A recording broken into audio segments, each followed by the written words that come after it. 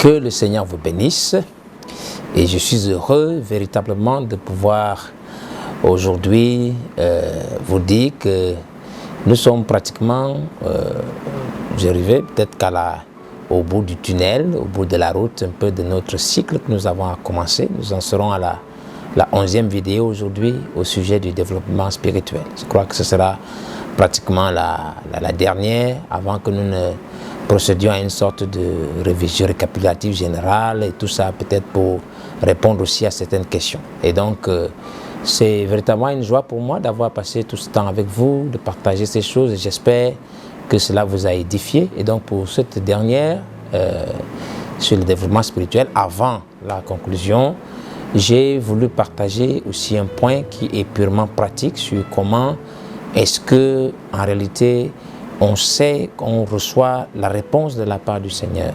Nous avons parlé de la prière, nous avons parlé de la méditation, ce sont des volets pratiques réellement, et la méditation étant cette communion que nous faisons avec la parole, et la prière étant l'élévation spirituelle que nous faisons pour nous communier avec l'Esprit, et donc nous avons vu la semaine passée l'approche qui réellement permet de savoir quelle est la position vis-à-vis de Dieu et l'identifier, comment nous devons nous approcher de lui en fonction de la place que nous avons. Soit nous sommes un étranger, soit nous sommes gens de la maison, soit nous sommes un enfant ou serviteur, ou alors nous sommes un fils. Les positions sont différentes.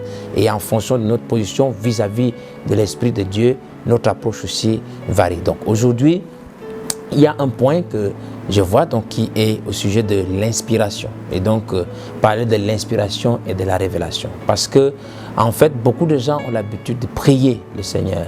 Quand nous prions Dieu, nous élevons une voix, nous faisons une demande. Maintenant, la prière, ce n'est pas juste, comme je le disais, une communication ou bien ce n'est pas une lettre que vous envoyez à quelqu'un. Et même si vous envoyez une lettre, il faut qu'il y ait accusé de réception, il faut qu'il y ait un retour. Donc, ce n'est pas une communication à sens unique, mais c'est à double sens. Donc, vous pouvez prier pendant 2 ans au sujet d'un point. Ce ne sera pas, votre prière ne sera pas finie. Votre prière s'achève, prend fin quand vous avez une réponse. Si vous n'avez pas encore une réponse, en réalité, vous ne devriez pas arrêter de prier. Ça, ce sont des choses pratiques. Vous prenez l'exemple un peu de l'apôtre Paul qui avait des problèmes avec sa cécité. Il a prié Dieu à 3 reprises. La prière de Paul s'est arrêtée quand il avait une réponse de la part de Dieu. Elle n'est pas forcément une réponse positive parce que Dieu n'est pas obligé de vous donner tout ce que vous demandez, mais il lui a répondu en lui disant « Ma grâce te suffit ». Quand tu lui réponds « Ma grâce te suffit », ça veut dire que la prière à ce moment est finie. Qu'est-ce qui s'est passé là? Paul a reçu une inspiration. Donc, il a reçu une réponse. Dieu lui a parlé. Et l'inspiration, c'est le langage de l'esprit.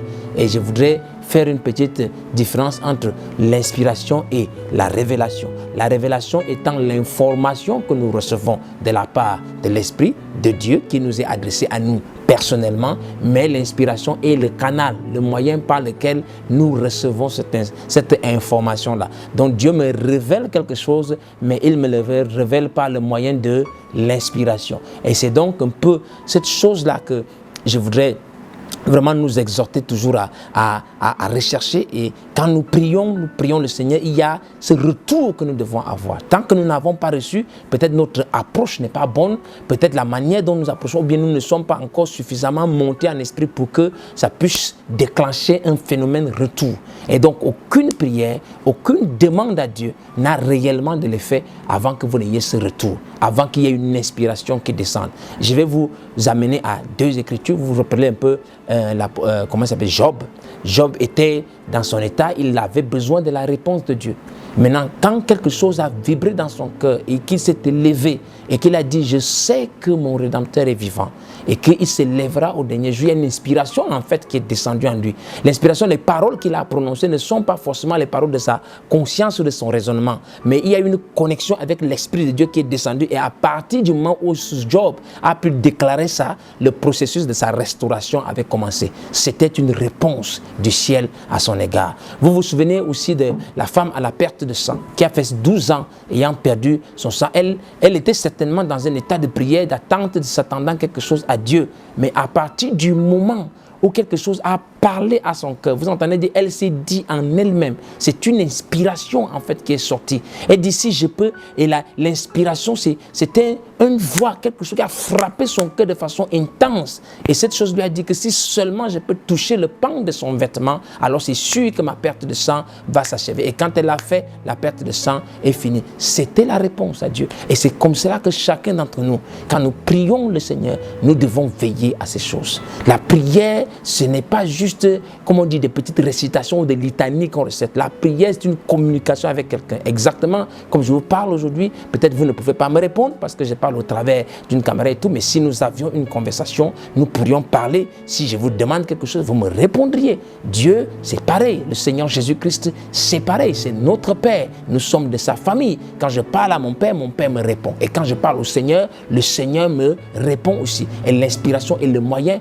par lequel cette réponse vient, et la révélation et l'information qui revient. Si j'avais demandé quelque chose par rapport à la guérison, j'aurais la révélation que je suis guéri, mais pas le moyen de l'inspiration. C'est l'Esprit de Dieu qui parle à mon esprit. Et donc, dans ce volet de développement spirituel que nous concluons, nous voulions vraiment amener cette chose pratique et comprendre que quelqu'un, si parfois vous avez l'habitude de prier, vous finissez de dire une chose à Dieu et puis vous repartez, ça ne devrait pas suffire. Vous ne devez pas partir de là ou d'arrêter de demander jusqu'à ce que vous ayez une réponse claire. Comme avec cette femme à la perte de sang, Dieu a répondu à son cœur et quand elle a pratiqué, elle a eu la manifestation. Nous sommes en ce temps où Dieu est prêt à se manifester de façon réelle, véritable. J'en parle parce que j'en suis le témoignage vivant, je l'ai expérimenté et je peux partager cela avec vous. Et comme la Bible dit, vous avez reçu gratuitement, donnez aussi gratuitement. C'est donc un devoir pour moi de dire véritablement à celui qui m'écoute que nous avons un Seigneur et un Dieu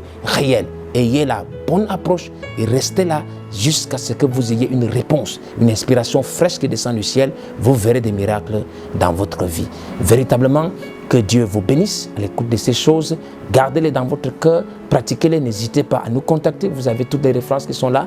N'hésitez pas à revenir vers nous. Nous ferons un plaisir de revenir, d'en parler encore dans de plus amples détails, mais j'espère au moins qu'il y a cette soif, cette envie d'aller beaucoup plus loin avec le Seigneur qui s'est éveillé en vous. Et n'oubliez pas, nous avons introduit cette série en posant la question: jusqu'où êtes-vous capable d'aller avec, êtes-vous prêt d'aller avec Dieu? Et cette même question se pose. J'espère que vous avez cette réponse aujourd'hui. Jusqu'où êtes-vous prêt à aller avec le Seigneur? Il est prêt à vous amener où vous voulez, mais il suffit que vous soyez capable de le répondre. Répondons tous de la meilleure manière et je suis sûr que nous aurons des témoignages glorieux. Véritablement, que Dieu vous bénisse et à nous retrouver, s'il plaît au Seigneur, la semaine prochaine. Je vous souhaite le meilleur possible. Véritablement que les écluses des cieux soient ouvertes pour vous et qu'il déverse la bénédiction dans chacun d'entre vous. Que la paix vous soit, que Dieu vous comble et à nous retrouver prochainement.